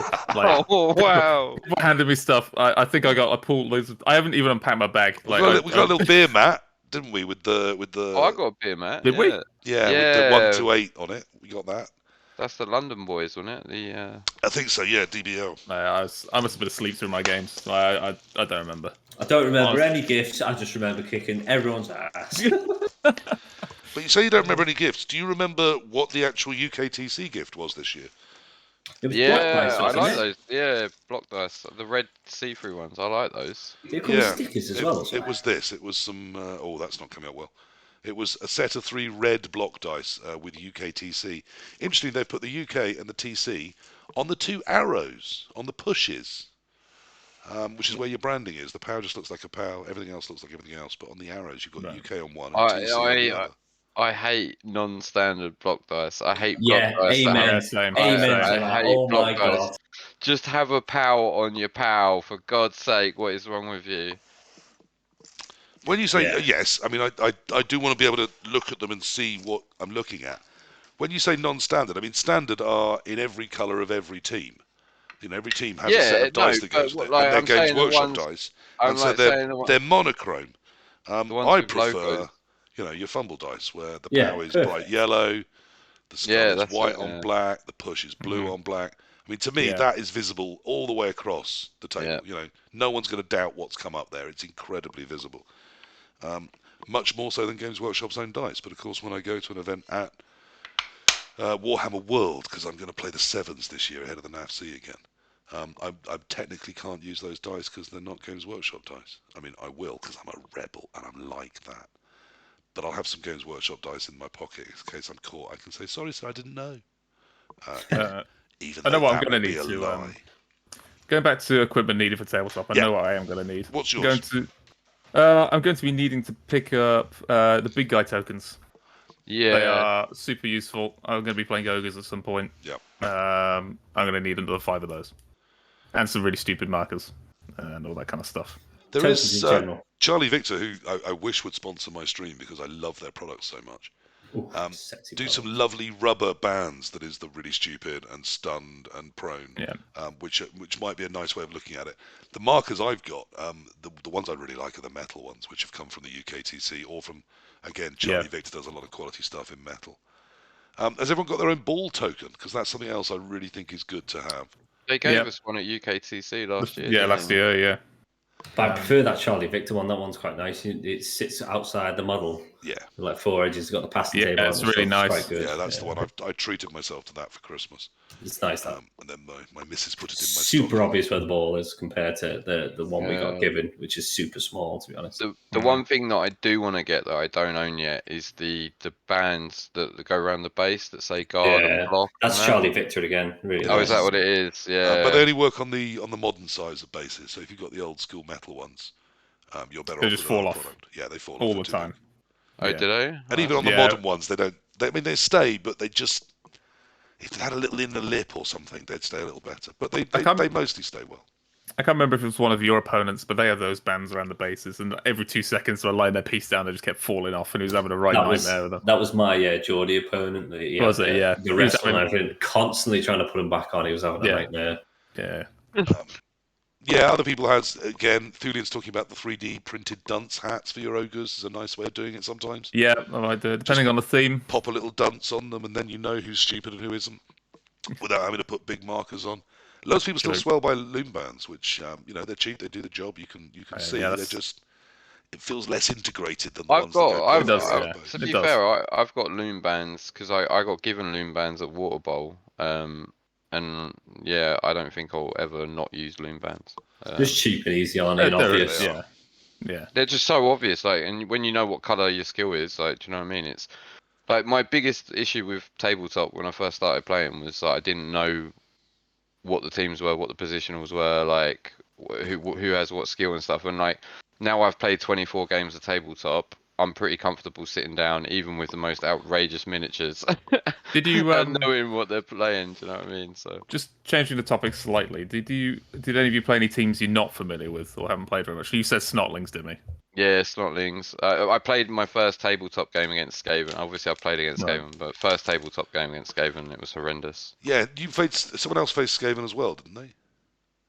No, I played Okay. Zons. That was my one. That was. Yeah. Oh, How were the yeah. new That Zons? was one What of did the you- ones I was worrying about. Zons. Yeah. I did not want to play against Zons. Those strength 4 Zons are a fucking nightmare. Says the man with 6 strength 4 Sauruses. Yeah, basically, yeah. They're guard and they're just like, and the blitzers with like the blitz and then they can move away, like move away 1 square. That ability is so frustrating as well. What's And it called? It's I can't remember what it's Hit and called. run. hit Hit and run, yeah. that's So they hit it, you and then move 1 square away, so they don't base you anymore. So they never Oh, need to dodge out. As long as they're No. blitzing, they've always dodged out automatically, basically, haven't they? Yeah, it's gross. Is Absolutely it only gross. on a blitz? I Yeah. thought you could just No, do it anyway. is it? It's not a blitz. I didn't think it's on a blitz. I thought you could do it anyway. Yeah, I thought you could do it anyway. I think- thought it was only on a blitz. I'd have to read the exact wording of the skill. Yeah, I just took. I never, personal reference. I never wanted to. I never wanted to play against Amazons. That's for sure. Yeah, that was a frustrating game for me. I didn't armor break a single Amazon all game. Anything for you, Hancock? Rubbish. Nothing new, I don't think, actually. I had really boring teams to play against, if I'm honest. Coming from the York coach. I mean, Well, yeah. yeah. I mean, for me, it was hardcore Stig, a name I've seen before, and obviously I know the other Stig. We had him on One World, One Blood Bowl talking about his special interest in children. Don't. And this one is the other Stig. He's threatened to play Stig at some point for the rights to be called Stig. And he was the one, of course, dressed as a wrestler with the entire wrestle team. And I do figure with high elves, lots of blodge, that should go okay. But it just, I mean, nothing did that weekend. That's the one where I got sacked and turned over, and he was 1-0 up 3 turns in. And I spent the entire of the rest of the game scrabbling to luck him into a draw, which I just about managed to do. So, wow, yeah. I was very lucky. I also fear Snotlings. I've only faced them a couple of times on Fumble, and at times you just look at them and you think, well, what the hell do I do now? They're literally everywhere. And if you've got nothing that can reliably kill them, there just doesn't seem to be a way forward. I didn't think the block dice they gave away this year were quite up to the UKTC's standard of gift in the past. They've never bettered the little dice cup that I have from them, which was the best thing that anyone's ever given me at any tournament. But does it matter to you what free gifts are handed out? Is that a thing you give a damn about? No, not at all. No, it's just a nicety in it. Yeah, I was just surprised the first time. I wasn't expecting to get anything. You pay your entrance fee and play in the tournament, and that's it, sort of thing. Nice little bonus, but not bothered. Don't care. I mean, it does seem to be the way Blood Bowl's set up. Even the NAF has these sort of, local Avon lady type people that, sign you up and hand you a pair of dice. And you go, well, why have you given me dice? I've paid money to join your club. I get that. And for that, I receive certain benefits and you'll log statistics and stuff. Why? You know what they? Why they do should I get do? dice? What? Well, they should give everyone a cheat sheet just instantly and just go bang. There you go. That would save them money and it'd be better for the tournament. It's nice for new people, especially not expecting that sort of thing. They get to start building their repertoire of bullshit that you need to take to tabletop. Yeah, It's with the memory, isn't it? It's just that's it. It's like, Yeah. that's a souvenir in it. Oh, wow. Someone that has played... no, has actually checked in the FAQ, Thulian, for us. Thank you. Amazons can, yes, do hit and run on a block. That's So disgusting. you can Yeah, hit that's someone and then gross. pop off to somewhere, unmarked. What? Yeah, so they could just debase my lizards like constantly. Who made this team? Someone who hates. Yeah, but everyone. they can only do it to a free square. And there's So- only 2 of them. Oh, devastating. There's only 2 of them, yeah. And there's only 2 of the strength strength 4, but I do genuinely think that the Amazons people are pointing at as a possible example of the expected power creep that new teams will come in Oh, towards the top end to Yeah. sell them. I do think Well, Amazons Amazon's have got always some gonna very be good, good. very tasty results so far. Yeah, they're going to be amazing without tackle mighty blow being able to be stacked, right? It's just that's the thing. And they're cheap linos, so fouling suits them. Do you know what I mean? The whole thing. This is the thing with Sneaky Git and because they got rid of Clawpom, but then Clawpom you don't get until the end of 100 games or whatever. Sneaky Git, you could, like Hancock was saying this to me, you can get it at 1,100 TV. You've got Sneaky Git, and it can obliterate teams. So you can literally obliterate teams. Like it was Amazon's was a disgusting roster for UKTC. It was 13 players. They had a bribe. They had Sneaky Git. They had 2 guard, strength 4. I mean, the reason I think they had the Amazon's- bribe is, as Jimmy's pointing out quite obliquely in the chat, they are, because they're so cheap with their line women, who are still very, very useful with Dodge. They're the perfect star caddy, aren't they? If a team lets you bring a star along, it's Amazon. Yeah, absolutely. What a depressing chorus of approval we have for that idea. So yeah, there we are. That's my advice, tournament organisers. Don't let Amazons have a star, or you'll get a lot of Amazon rosters. Don't let anyone have a star, carrying a honestly. Yeah, don't let anyone keep have a stars. star. Keep stars out. Get rid of stars Terrible. completely. Have any of you actually been at a tournament that allowed them so far? No, Yeah, I was against Bomber, and it was the most depressing game of tabletop Blood Bowl I've ever had. And Dimmy had Dimmy was sat here having the time of his life, watching me get demolished by ogres with Bomber Dribble Slot. So, it's hilarious. It was hilarious. I found after my toughest game, Dimmy put his arm around me and reassured me and said that as his Blood Bowl dad, it was important to him that I keep going and that he still believed in me and that the next game would go great. Or he went, "Ha! You drew again. Fuck me, PC. Even Hancock's won." It was one of those two. I don't know which exactly it was, but it was. I remember it being one of those two, and really helpful as a team when people treat you that way. That? I mean, I've touched on it there. We take the piss, all that. Is that just men? Is that how men interact? Should we have been putting an arm around each other, telling each other we love each other and we're still vital, definite humans that can go on to do great things in Blood Bowl? Or is it better if someone just says, "Get over yourself"? Yeah, I don't know.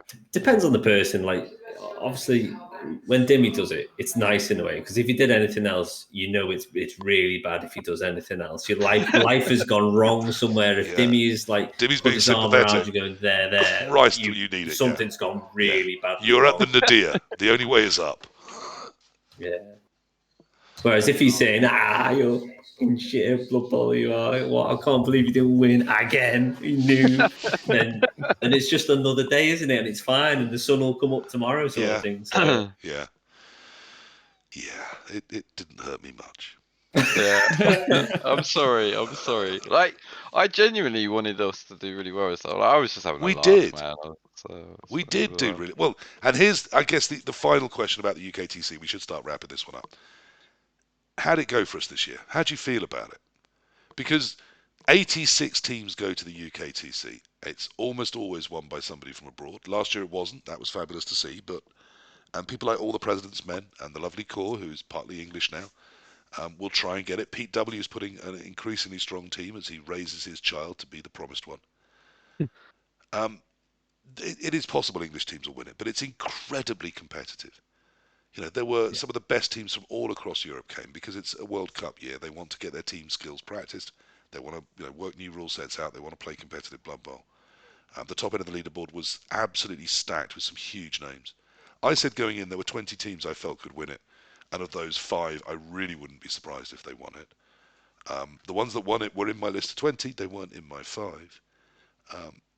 We got a tough first round draw against a big international quality German team, which we could have beaten, but didn't. They beat us and beat us soundly. But there's a load of other teams. So someone else we knew drew All the President's Men, which is Team England. Someone else drew Core's team round 1. The Hey Listen podcast had a nightmare draw. There was also just about everyone you met had a tough draw, because I don't think there's a lot of easy games. So how did you feel we did? We came 18th out of 86. That's top 20% just about. Is that all right? Is that good? Are you happy? Are you proud? That's great. I think it's great. At the end of the day, not one of us is God's gift to Blood Bowl. We're all above average players that can play like a decent bit of Blood Bowl. And like last year, we did really, really well. And this year we did okay. We did decent. Yeah, I mean, that's kind of how I felt. I felt that was on or ever so slightly above par for where I think as a group we were in that field. Does that seem reasonable, or were we gutted? Should we have done better? No, we could have done better. Well, we could have, yeah, but this year's result is where I think maybe we could have placed last year. Was what I expected from last year, maybe like at the highest point. Yeah, I think I'm not disappointed with that performance at all. Sorry, do you go? No, I was just saying, I think I played better last year than I did this year, to be fair. But... Same for me. I think I was a better Blood Bowl last year than I am this year. Yeah, probably. I mean, this year, my high Earth Bowl, I loved it, but it so many games from turn one, I was fighting something awful that had happened, a blitz or a misfield or something. I never really thought I got to enjoy my Blood Bowl this year. So I guess to come away from what I felt was some really tough dice with an even record, I kind of fairly quickly decided I was all right with that. The UKTC is so tough. Obviously, I think I'm a 9 or an 8 pointer. I think that's what I'm capable of in that kind of field, which Necro got, and none of the rest of us got near this year. But none of us were, again, like last year. There was a solid raft from the whole team. I got 6 points. You each got 7. Necro got 9. There's no dip there in the quality. We were all trying to support each other, which was pretty solid teamwork. I think we were just a bit unlucky with how the results landed for us as well. I think all of us could have quite easily got a couple more points with just a few key turns that had gone a bit better. We could have done a lot better sort of thing, but it just didn't happen. Blood Bowl happens. Although, as I said, a couple of my draws, I was incredibly lucky to turn them into draws. So that was, I felt my dice in the end were some very odd ones. This is the thing about multiple rerolls, though, because there's certain positions that I was leaving the ball in that would normally be safe, but because they're rolling like a 4-4-5 sack, and then they've got 3 rerolls at it, it's not as safe as in my head it is. Do you know what I mean? I look at it thinking that's pretty safe, but then in reality, when they've got multiple rerolls, it's not safe at all. Just a quick one while we're on multiple rerolls.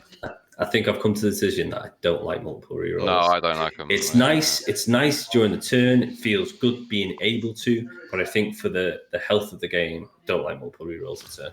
And why is that? Because I'm gonna go out on a stereotype and say that I think most top players I know tend to be coming to that sort of consensus that they feel it isn't great for Blood Bowl. Because of the skill required to set up your last few turns is diminished, because in the last few turns you can really just go hell for leather, chucking rerolls at it, and you can get a lot further than someone who is restricted to 1 reroll a turn, having to put multiple turns before your final few together correctly. Well, I mean, yeah. Necro, let's bring you on this, Sam. How do you feel about it?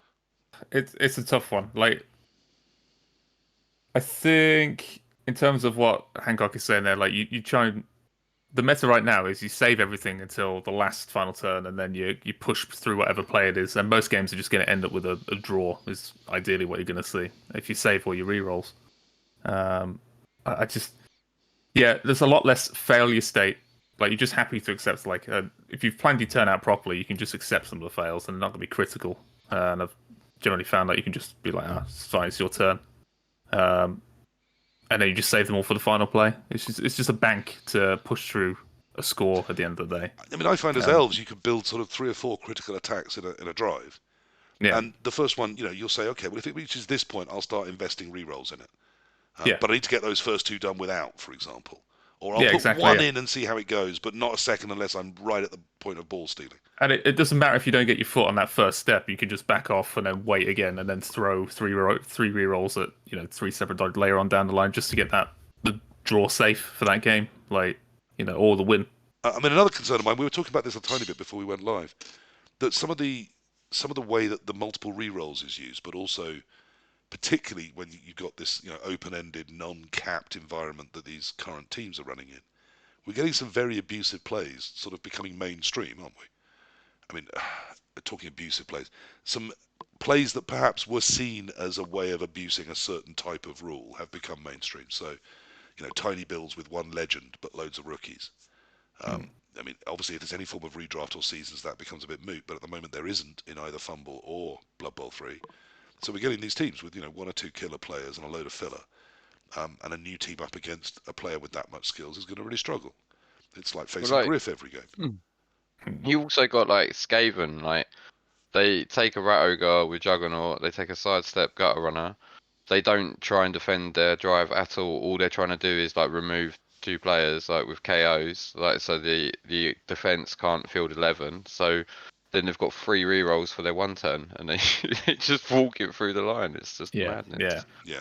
Like, and that is like an actual thing that people were trying to do. You know what I mean? It's not like even like it's just a theory. Like it is something that I've seen people try and do. Like it's Now, because of that, does that mean? crazy. I mean, Joe Manji was talking about this. And Joe, if you are listening, my love to you. Talking about the new rule set, perhaps meaning that we all need to move to a more aggressive meta, where we're not waiting to just wall up and say, well, you can't get through this, but we're taking the ball. We're getting up in their face, we're breaking that cage apart, and we are looking to get the ball off them. Does that appeal? I mean, I love that, but it feels tough I think to do. yeah, it's going the other way. Like it's encouraging not playing Blood Bowl for 7 turns, and then trying to going all in on the 1 turn, and then because if you 1 turn and it's 2-1 against most teams, right? Like there's only and then like this is the thing. People were talking about it being a bash meta, but for me it's a 1 turning meta. Like which is odd because we've got rid of natty 1 turners. They don't exist. They can't exist. But as you can choose your skills, you can get a Juggernaut Rat Ogre and a sidestepping Gutter as your first 2 choices. Yeah, and there's nothing anyone can do. It's incredibly easy to 1 turn against virtually anything. You just fix the problem. You just get your 1 turner a little later than you would anyway. Like you just custom build it now instead of like having your and easy the withdrawn offense, given its other name, which I will use just for notoriety's sake, I suppose. Yeah. I mean, I'm not even sure that Matt Dack himself knows that the withdrawn offense is called the Dacker on Blood Bowl 2 and in that community. A slight variation on how it was first used on Fumble, where we just used the Dacker to mean someone that runs away, because he would do it on both offense or defense.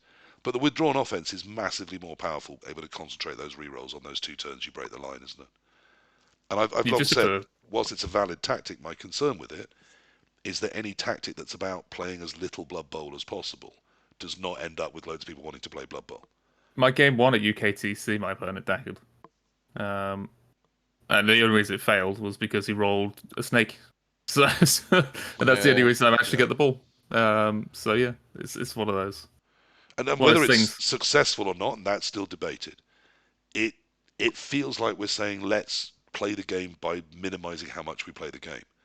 And the obvious end of that is to not play the game at all. That's even less of it. Strengthened by the rule set, as well. It's strengthened by the multiple. They need to just revert multiple rerolls. And I don't blame any coach for doing it if they feel tactically that's their best choice. I've got no issue with a coach taking that choice. I've got an issue with a rule set that's leaning into that choice being a good choice. Yeah, I agree with that statement. Yeah, that's where my concern lies. Never with a coach exploiting the rules, because every coach will do that. It's with the rules that allow that to be pushed in that direction. And also the fouling meta. Now, I was going to do an episode about toxicity in Blood Bowl, but every time I try and get that together, all the people I ask say, but I'm not toxic. So I'm struggling a bit with that, but I do plan to get round to it. One of the people who was accused of that, the only person that would come on, was because they did 37 fouls in 3 games of Blood Bowl at a tabletop event. And one person, though Andy Davo denies that it was him, but I remember it being Andy Davo, complained about that bastard that just fouled me all the time and didn't care about winning. That seems to have been ruled into the rule set as well, doesn't it? Is that? Are you loving the foul meta? There's people celebrating that it's back. No. All 3 strong shakes of the head. Why not? I don't know. It's the removal of I don't know, of decision making almost. It's almost flowchart-ish, isn't it? Something's on the floor, let's foul it. Okay, it's off. He's got less players to make decisions with. I win. It's just your free gamble at the end of a turn. Yeah. Because I'll just stomp on this player. Let's see if I get him. Oh, there we go. Game's changed now. Like it's not like because Sneaky gets such a risk stopper for your player being sent off. Like there's no risk. It's more of a risk for your player being on the floor, which 30 players is the injury risk, sure, but the fact that you can move afterwards, you can't stop them. It's worse than a claw mighty blow player. Effectively, like they'd have to use all their movement or whatever, and then sometimes they stay there. And if they go on the floor, they'd be at risk. But yeah, Sneaky Git is just obnoxious. And like even elves and everything are taking them as well. And like it's the teams that you wouldn't normally see foul are deliberately building them into their teams just to. Well, everyone is, aren't they? I mean, we've got 3 or 4 teams that get bribery and corruption now. There is answers. Are you excited by the answers like unbiased refs and things like this? I mean, Water Bowl was allowing all sorts of fun, wasn't it? I mean, I know the Welsh Open certainly did. Did you see some No. warped drummers and some biased refs and things? I don't think I should have to induce an answer to a bad rule set. Yep, I agree with that. Yeah, exactly. Yeah. Guard shouldn't work on sneaky git and all that kind of. It's too strong. Like guard's strong enough as it is. Like it doesn't need to assist with fouling and loads of other stuff. Like it's So we're not loving the new fouling meta. We're not loving how easy one turning is. We're not loving multiple rerolls, and we're particularly not loving how multiple rerolls lay into the one turning. And we're all loving Resurrection because we don't particularly like the new skill selection method of the new rule set. I think it's yeah. But we're all really upbeat about playing more Blood Bowl. Yeah, but it's these things that we don't like is because it's stopping us from playing what we perceive Blood Bowl to be. You know, turn by turn puzzle solving. It's taking that away from us. Absolutely, yeah, I agree with that. But don't you want more beer and Skittles in there with that? Oh my god. No, no, I don't. No.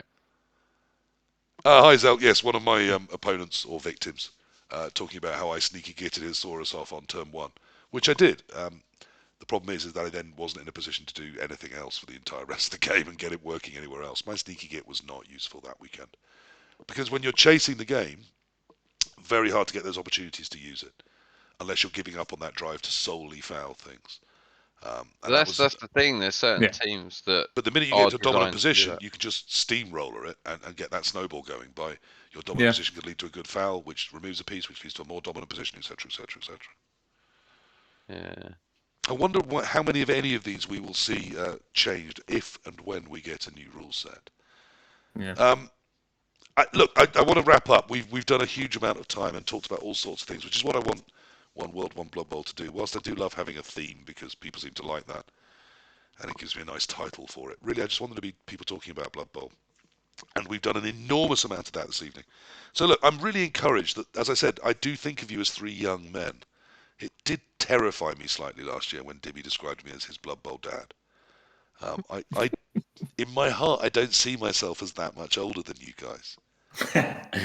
Thanks for that, Hancock. That's a lovely laugh. That was exactly the laugh I was looking for at that moment. It's because I view you as Blood Bowl dad as well. The reassuring, nurturing laugh from young people feeling I am one with them. Jesus, am I that old? You're not, no, but it's and I do want to feel I've launched you onto a world that can be fun and entertaining. I know you won't be able to dirt bike forever. Your knees won't take it. So Blood Bowl will be something you can do forever, I hope. Dimmy, you do need to be able to leave the house occasionally. And Sam, there is more to life than work. Despite the fact that I know your new work and life has been a passion, I'm thrilled that you got where you want to go, and I hope it's everything you dreamed it's going to be. But Blood Bowl is out there, and it needs younger people like you coming in, because clearly I will die soon. Obviously. Or go the way of all old people into historical wargaming. There's a lot wrong with Blood Bowl. I think these 3 people have told us what they feel it is, but it's still a game they want to play. It's still a game I want to play. I agree at the moment. I think Resurrection is exciting to me because I'm not loving the new skill system. When everyone can have everything, it turns out nothing has much value at all. As a famous bard once wrote, and I keep it close to my heart, every rose has its thorn, and every cowboy sings a sad, sad song. And perhaps Blood Bowl needs a few more thorns and a few more sad songs. I'm a passionate believer that redraft might give us that in terms of online and leagues and long-lived things.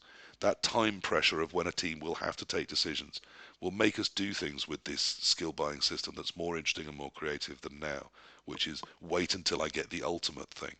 And the only question is, what's the ultimate thing? I think that's really boring. I'd love to go to the UKTC with you guys. The move to August next year is going to make it tricky for me. I certainly can't even think of committing to that until the family holiday's booked, and that won't be before January of next year. So I have no future plans to go to the UKTC. And I think the specific Twitch stream dream team has done its job. El Dude put us together for 1 year, and we did it again this year, and I think that's beautiful. But I think if I went again, I would go under my Team Fumble brand. You would all be welcome to roll dice with me at any time, and you always will be. There are other things coming up. I will see you, Hancock, at the NAFC. I look forward to that. I am taking some teams, at least 2 it would seem, if not more, to the World Cup. So if anyone is looking for a seat there, we are still organising that in my Discord. I still think tabletop is a fabulous way to play Blood Bowl, but so is online. The problem right now is that it feels like, I mean, we've always got Fumble, and there's some fabulous both NAFs style and long-lived and league stuff all happening on Fumble, of course. But Blood Bowl 2 does feel like a bit like it's dying off. Maybe it's just me. Perhaps it'll resurge. I know the leagues are still thriving there. And Blood Bowl 3 doesn't feel like it's quite ready yet, hence the just huge drop in numbers of people streaming it, watching it, and even playing it. I don't know where that takes us in the future, but we had a lovely weekend and we all got very, very drunk. It was lovely to see Dalek there from Australia, and whilst he did choke massively to cost his team the win right at the end, he had a great time playing tabletop, which was lovely to see.